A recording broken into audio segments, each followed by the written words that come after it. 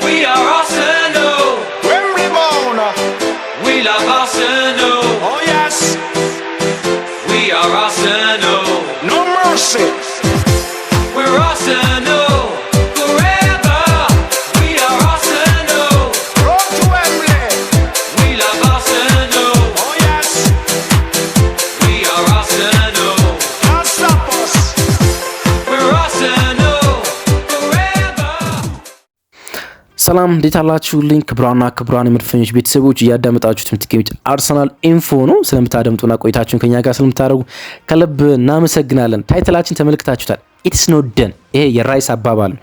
ዝም ብሎ ለጋዜጠኞች የተሰጠ እናም ዝም ብሎ የሞቲቬሽናል ንግግር አይደለም። ሜዳ ውስጥ በስሜት ፊሽካው እንደተነፋ በኢታድ ሜዳ ላይ በሲቲ እንደተሸነፍነ ሜዳ ላይ ወድቆ የተናገረው ቃል ነው። ኢትስ ኖት ደን ብሎ ማለት ነው። ይሄን ደግሞ ያንባረቀበት ከአምበሉ ማርቲን ኦዲጋርድ ፊትና ከፊት ለፊቱ በነበሩ የአርሰናል ተጫዋቾች ላይ ነው። እናም ሳምዲን ዲክላን ራይስን ያምነዋል። ሳምዲን ማለት የቴሌግራፍ ጸሐፊ ነው። የለንደን ቲሞች ኮረስፖንዳንት ነው ለቴሌግራፍ ማለት ነው። ለንደን ላይ የሚገኙ ቡድኖችን በሙሉ ወክሎ ይጽፋል ሳምዲን ማለት ነው። እና አርሰናል ከዋንጫው ፉክክር ፍጹም አልወጣም ሳይሆን ዋንጫው የሚበላባቸው ምክንያቶች ብሎ ያስረዳናል። አሁንም አርሰናል ዋንጫው የሚበላባቸው 7 ምክንያቶች አሉኝ ይላል። 7 ምክንያቶች፣ እያንዳንዱን ምክንያት ነው ለእናንተ ማስቃኛችሁ ማለት ነው። ሳምዲን 7ቱን ምክንያቶች ያስቀምጥ፣ ማብራሪያም አብሮ ጠቅሷል። እያንዳንዱን ምክንያቶች ከነ ማብራሪያቸው ነው ለማስቀመጥ የሞከረ ማለት ነው። እነዚህን ጉዳዮች ለመዳሰስ እንሞክራለን። በጣም ኢንተረስቲንግ ናቸው። እኔ 5ቱን በደንብ አመኛቸዋለሁ። በደንብ ሊታመኑ ይገባል። ሌሎችም ግን ማይታመኑ አይደለም። እናንተም እስኪ አድምጡኝና ከ7ቱ ምክንያቶች የትኛው አሳማኝ ነው አርሰናል በዋንጫ ፉክክር የሚያቆየው ደግሞም እንዲበላ የሚያስችለው የትኛው ሪዝን ነው የሚሉትን ጉዳዮች በደንብ አድምጡኝ እና ኮሜንት ላይ ጻፉልኝ የትኛው ምክንያት በደንብ እንደወደዳችሁ ማለት ደግሞ ለአርሰናል ደጋፊዎች ላኩላቸው። እስኪ በአርሰናል በዋንጫው ፉክክር ገና እንዳለና እጅ እንዳይሰጡ ደግሞ ምን ወደው ክለብ አይደለም እስከ መጨረሻው ድረስ መከታተል አናቆምና ምክንያቶችን በደንብ አድምጡኝና ጻፉልኝ የኮሜንት መስጫው። ለሌሎች አርሰናል ደጋፊዎች ደግሞ እነዚህን ሪዝኖች እንዲያዳምጧቸው ላኩላቸው። እነዚህ ምክንያቶች የኔ ሳይሆን የሳምዲን ናቸው፣ የቴሌግራፍ ጸሐፊው ማለት ነው። እንዲሁም ደግሞ ቪዲዮን ላይክ አድርጋችሁ ጀምሩ። ሁሉንም ስለምታደርጉልኝ ከልብ አመሰግናለሁ። ቆዩ ገነርስ።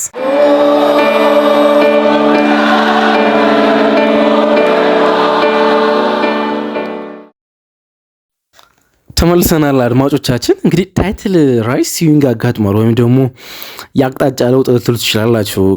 ከአርሰናል ጋር የዋንጫው ፉክክር ወይም ደግሞ ዋንጫውን የማንሳት እድል ሰፊ ነበር። አርሰናል ሙሉ በሙሉ ዋንጫውን የማንሳት እድሉ በራሱ የመወሰን እድሉ በሲዝኑ ሁሉ በእጁ ነበር። አሁን ግን ያ ሲዊንግ አጋጥሞ ወደ ሲቲ አምርቷል። ሲቲ አሁን ነገሮችን በራሱ የመወሰን እድል አለው።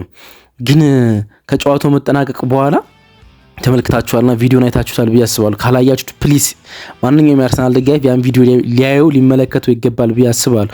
የጨዋታው መጠናቀቂያ ፊሽካ እንደተነፋ ዲክላን ራይስ መሬት ላይ ወድቆ ኢትስ ኖት ደን እያለ ተጫዋቾቹ ላይ ያንባርቅባቸው ነበርና ወደ እሱ መጥቶ ማርቲን ኦዲጋርድ ያነሰው ነበርና ምን ልበላችሁ ያ ስሜት ያን ቪዲዮ ጨዋታው ላይ አልተመለከትኩትም። ቪዲዮ ትዊተር ላይ ፖስት ከተደረገ በኋላ ነው የመመልከት እድሉ የነበረኝና በጣም ስሜታዊ ነበር። ዲክላን ራይስ አላለቀም እንደማለት ነው። ዛሬ አላለቀም እያለ ተጫዋቾች ይነግራቸው ነበር። ዋንጫ ፉክክሩ ማለቱ እንደሆነ ሁሉም ሰው በኖርማል አንደበት መገንዘብ ይቻላል። እንግዲህ ከ22 ዓመት በኋላ ዋንጫ ለማንሳት አሁንም አርሰናል ከፍተኛ እድል አለው ይለናል ሳምዲን መግቢያው ላይ እንደነገርኳችሁ ማለት ነው። ከዚህ በኋላ የምሰሟቸው ሪዝኖች 7 ምክንያቶች የኔ ሳይሆን የሳምዲን ናቸው። በ5ቱ በጣም እስማማለሁ። በመጨረሻዎቹ ግን ተስፈኛ መሆን ይጠይቃል። ግን ሁሉንም አዳምጡኝ። መጀመሪያ ሳምዲን የሚያቀርበው ምክንያት ፊክቸር ሊስት ነው ወይም ደግሞ ያላቸው የጨዋታ አይነትና ባህሪ አርሰናል ደግሞ ወደ ዋንጫው ፉክክር ውስጥ ያመጣዋል። ወደ ዋንጫው ፉክክር ውስጥ ያመጣዋል ብቻ ሳይሆን ዋንጫው እንዲያነሳ ያስችሏል ነው ሚለን ሳምዲን ማለት ነው። አርሰናል እንግዲህ ከኒውካስል፣ ፉላም፣ ዌስትሃም፣ በርንሌና ፓላስ ጋር ነው የሚጫወተው። ጥቂት አብራራቸዋለሁ። እንዲሁም ደግሞ ሲቲ ከበርንሌ፣ ኤቨርተን፣ ብሬንፎርድ፣ ቦርንሞዝ፣ ፓላስ እና ቪላ ጋር ነው የሚጫወተው። እንግዲህ አርሰናል 5 ጨዋታ ይቀረዋል፣ ሲቲ 6 ጨዋታ ይቀረዋል። አንድ ሳምዲ የሚያነሳው ነገር ጥቂት ጨዋታ ባላቸው ቁጥር ምሰሩ ስህተት ይቀንሳል ነው። አንደኛው እንግዲህ 5 ጨዋታ አርሰናል ከፊት ለፊት ሲቀሩ ከአምስቱ ሶስቱ አምስቱም ለንደን ላይ የሚከናወኑት። ለንደን ላይ እንግዲህ የቦርንሞዝን ጨዋታ ከተመለከትነው በኋላ ነገሮች መተማመን ከባድ ነው። ግን ከሲቲ ጋር ያደረግነው ፐርፎርማንስ ስንመለከት እንደዛ ሁሌ የምንጫወት ከሆነ ለንደን አካባቢ ለአርሰናል ጨዋታዎችን ማድረግ ይቀነዋል። አምስቱም ጨዋታ ለንደን የሚከናወኑት ለምንድነው? ሶስቱ ሜዳው ላይ የሚከናወኑት የኒውካስል የፉልሃም እና የበርንሌ ጨዋታ ማለት ነው።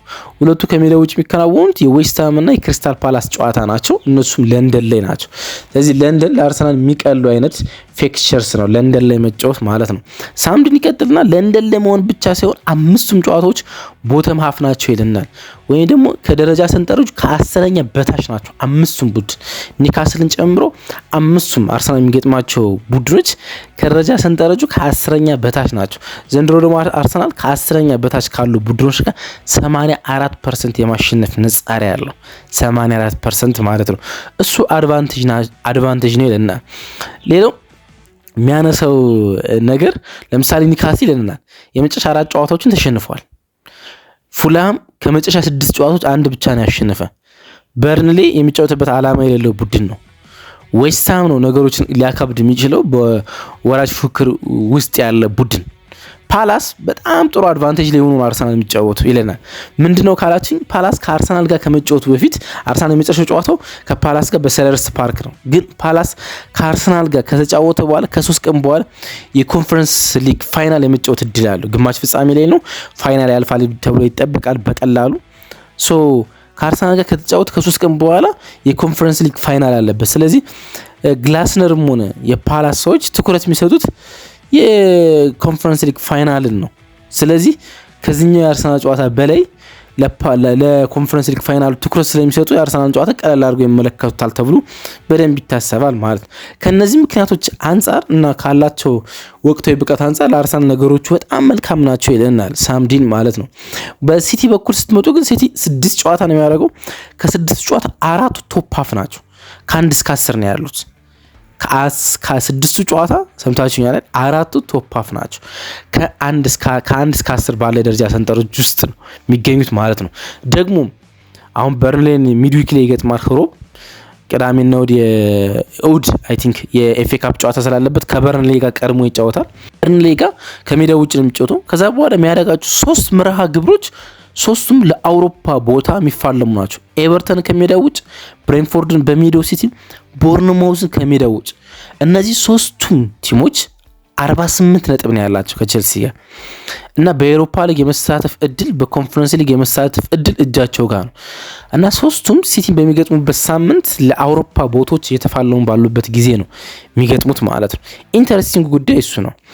ሌላው ቪላ ነው። ቪላ እየተንሸራተተ ነው የሚገኘው፣ ግን የአውሮፓ ቦታውን በቼልሲ ላለመነጠቅ መጫወት አለበት። የመጨረሻ ሳምንት ቪላ ሜቢ የአውሮፓ ሻምፒዮንስ ሊግ ቦታ በመውጣትና ባለመውጣት ውስጥ ነው ከዩናይትድ ጋር አይሚን ከሲቲ ጋር ሊጫወት ይችላል ቪላ ማለት ነው። ስለዚህ ኢንተረስቲንግ ናቸው ቼልሲ የሲቲ ጨዋታዎች ማለት ነው። አጠቃላይ 6ቱም ጨዋታዎች አንዱ ምክንያት ፊክስቸር ሊስት ነው። ወደ ሁለተኛው እንምጣ። ከዚህ በኋላ ፈጠን ያቀርባቸዋለሁ።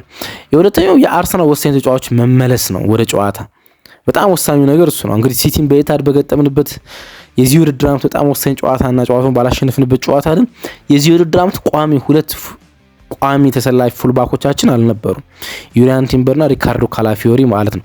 በዚህ ውድድር ዓመት በብዙ ጨዋታዎች የተሰለፉት ደግሞ የአርሰናል ዳይናሚዝም በደንብ የሰሩት 2 ተጫዋቾች ናቸው። የአርሰናል ቀይ መስመር ምን ያህል ደካማ እንደነበር ከተመለከታችሁና የግራ መስመሩ በመከላከል የላቀ ቢሆንም ፈረስታፉስ ፔሩን ካፒ ለማጥቃት በሚያደርጋቸው እንቅስቃሴዎች ውስጥ ያለበትን መገደብ ስትመለከቱ የሁለቱ ተጫዋቾች ማጣት አርሰናል እንዴት እንደጎዱት ትመለከታላችሁ። እነዚህ 2 ተጫዋቾች ግን በቅርብ ይመለሳሉ።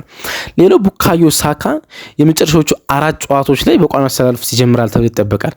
በኒውካስል ጨዋታ ላይ መመለስ እድል አለው በሚቀጥለው ሳምንት ማለት ነው። ግን ደግሞ በኒውካስል ጨዋታ ላይ ባይጀምር እንኳን በመጨረሻ 4 ጨዋታዎች ግን በቋሚ አሰላለፍ ውስጥ የመጀመር እድል አለው።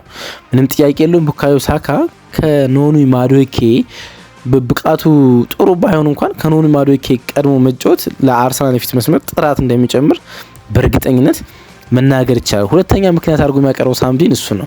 ሶስተኛ የሃቨርት ፍሎ ውስጥ መገኘት ነው። የባለፈውን ጨዋታ ከተመለከትነው በኋላ ሃቨርት ለቡድኑ ምን እንደሚሰጥ ተመልክተናል አይደለም? በደንብ ማለት ነው። እንግዲህ መጨረስ የነበረባቸውን 2 ጎሎች አልጨረሰም። ሀቨርትዝ ጨዋታውን ሊገለው ይችል ነበረ ሙሉ በሙሉ ማለት ነው። አንዳቻ በነበርንበት ጊዜ 1-1 ከዳናሩማ ጋር ተገኝቶ 2-1 ሊያደርጉ ይገባ ነበረ። የመጨረሻ ደቂቃ ፍሪ ሄድ ደግሞ ጨዋታውን ወደ 2 አቻ ሊያመጣው ይችል ነበር። ግን ደግሞ እነዚህን ጎሎች ባያስቆጥርም የአርሰናል ማጥቃት ፍጹም እንዳስተካከለው ፍጹም እንዳሻሻለው ሜዳ ውስጥ የተመለከተ ሰው ሁሉ መመልከት ይችላል። ዊዝን ፕሌይ በጨዋታ መንገድ ውስጥ ደግሞ ፕሬሲንግ ማለት ነው። የኬሬሽ ጎል አስቆጣሪው ተጫዋች ነው። እነዛን ጎሎች ቢያገኛቸው የኬሬሽ የመጨረስ እድል አለው። ግን የኬሬሽ ቡድኑን እንደ ቡድን አንድ ላይ ከፍ አያደርግም፣ ታክቲካል ኢንቴሊጀንሱ ከፍተኛ ስላልሆነ ማለት ነው።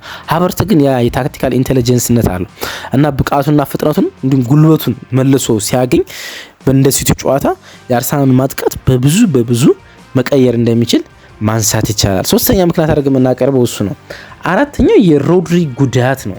ሮድሪ በአርሰናል ጨዋታ ላይ ተጎድቶ እንደወጣ ይታወቃል። የጉዳቱ መጠን እስካሁን አልታወቀም። ስለዚህ በእርግጠኝነት በዛ ላይ መዋየት ከባድ ነው የሚሆነው። ግን ሲቲ ካለ ሮድሪ ያለውን መልክ በደንብ የምናውቀው ይመስለኛል። ለዛ ነው በዚህ ውድድር ዓመት ብዙውን ጨዋታ አልጀመረም። ኒኮ ጎንዛሌዝ ነው ብዙውን ጨዋታ የጀመረው። ግን ሮድሪ ከተመለሰ በኋላ ከ11 ጨዋታ በ10 ቋሚ አሰላለፍ ውስጥ ገብቷል፣ በሁሉም ውድድሮች ማለት ነው። ያን ያህል ሲቲ አጥብቀው ይፈልጉታል ማለት ነው። ኒኮ የአመቱን ብዙ ጨዋታዎች ጀምሯል እና ፈራርቅ ብሎ ፔፕ ጋርዲዮላ ቁማር አልቆመርም። ሮድሪን በየጨዋታው ነው እያስጀመረው የሚገኝ ማለት ሲቲ ቢያንስ ለበርንሌው ጨዋታ ሮድሪ አይኖርም ተብሎ ይጠበቃል እና ካሉ ሮድሪ መልኩ ከባድ ነው። ጉዳቱ ሳይታሰብ ከባድ የሚሆንና በሆኑ ጨዋታዎች ውስጥ የሚያጣው ከሆነ ለሲቲ ፈታኝ ነው የሚሆነው ማለት ነው። ለአርሰናል እንደሌላ አድቫንቴጅ እሱን ልትጠቀሙ ትችላላችሁ፣ ልትወዙት ትችላላችሁ። አምስተኛ ላይ ሳምዲን የሚያቀርበው ሀሳብ የኢዜና ኦዲጋርድ አንድ ላይ መሰለፍ መስራት ነው። እንግዲህ ባለፈው በሲቲው ጨዋታ ላይ ሁለቱም አንድ ላይ ተሰልፈው ሁለቱም በጣም ጥሩ ነው የተጫወቱት። የኢዜ ተቀይሮ መውጣት ብዙ ሰዎች ጥያቄ እንዲያነሱ እንዳስቻለ እኔም አንስቻለሁ። ኦዲጋርድ መቀየር አልነበረበትም፣ ግን ኢዜ መቀየር አልነበረበትም። ቅያሪው ከአማካኞች አንዱ መሆን ነበረበት። ዲክላን ራይስ ወይም ደግሞ ማርቲን ዙቢሜንዲ መሆን ነበረባቸው። የዙቢሜንዲ ማጥቃት እንኳን የሚፈልገው ከሆነ አርታ ሪስክ ወስዶ ዲክላን ራይስ ወሳኝ ተጫዋች መሆኑን ረስቼ አይደለም፣ ግን ሪስክ ወስዶ ዲክላን ራይስን መቀነስና በሙሉ ኢነርጂው ማጥቃት ይችል ነበረ በዛ ጨዋታ ላይ ማለት ነው። ግን ለመጨረሻ ጊዜ ኢዜና ማርቲን ኦዲጋርድ የተሰለፉት ከቪላ ሽንፈት በኋላ ነው። ቪላ ባሸነፈ በመጨረሻ ደቂቃ ላይ ቦንዲያ ጎል አስቆጥሮ ካሸነፈን ማለት ነው። እውርለታ አንድ ላይ ሲጫወቱ ለአራተኛ ጊዜ ብቻ እና ማይሰራ ይመስል ነበር። ግን ለመጀመሪያ ጊዜ ከቪላ ጨዋታ በኋላ ወደ ፍላንክ ወደ መስመር ወጥቶ የተጫወተው ኢዜ በጣም ጥሩ ተጫውቷል። እናም ሁለቱም አንድ ላይ መጫወት እንደሚችሉ በድጋሚ ማሳየት ችሏል እና ያ ደግሞ ለአርሰናል ማጥቃት በጣም ጥሩ ይሆናል። ኢዜና ኦዲጋርድ አንድ ላይ መሰለፍ መቻላቸው ማለት ነው። እሁድ ፕሮቭ ካረግነው ነገር አንዱ እሱ ነው። ሁለቱን 10 ቁጥር ተጫዋቾችን አንዱን ወደ ፍላንክ አውጥተን መጠቀም መቻል እሱ በጣም ኢንተረስቲንግ ጉዳይ ነው። ስድስተኛ ላይ ሌላ ሀሳብ ላንሳ።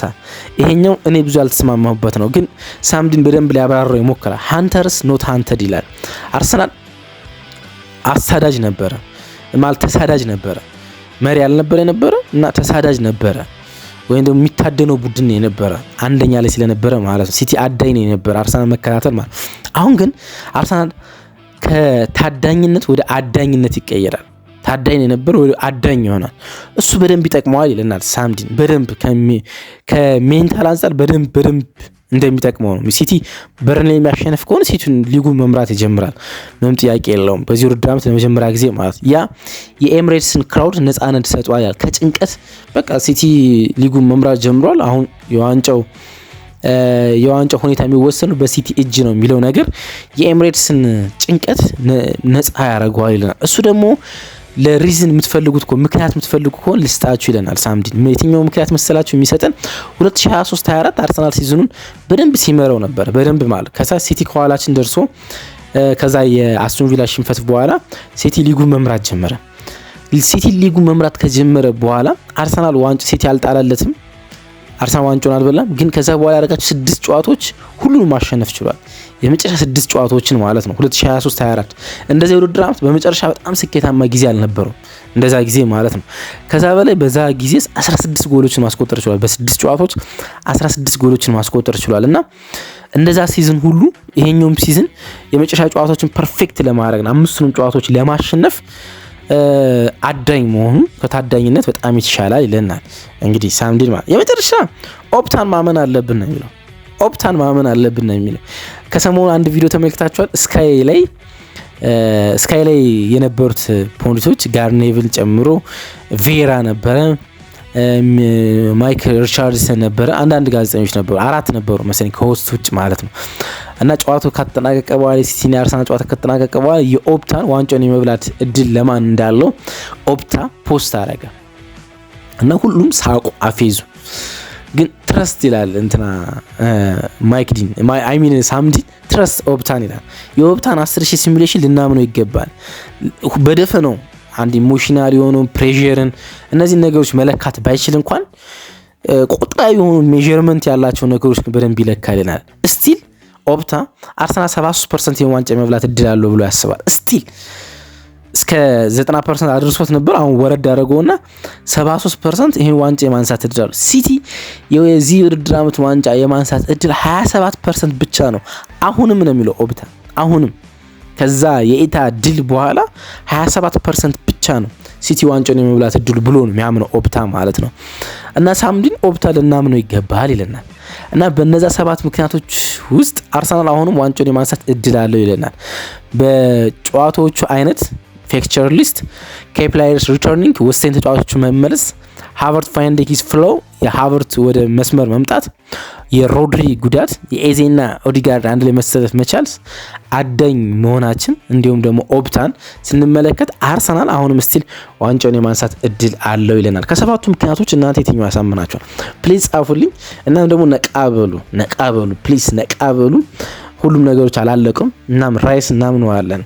ኢትስ ኖት ደን ሁሉም ነገር አላለቀም። ሶ ነቃ እንዳላችሁ በአሪፍ ቴምፖ ቆዩ።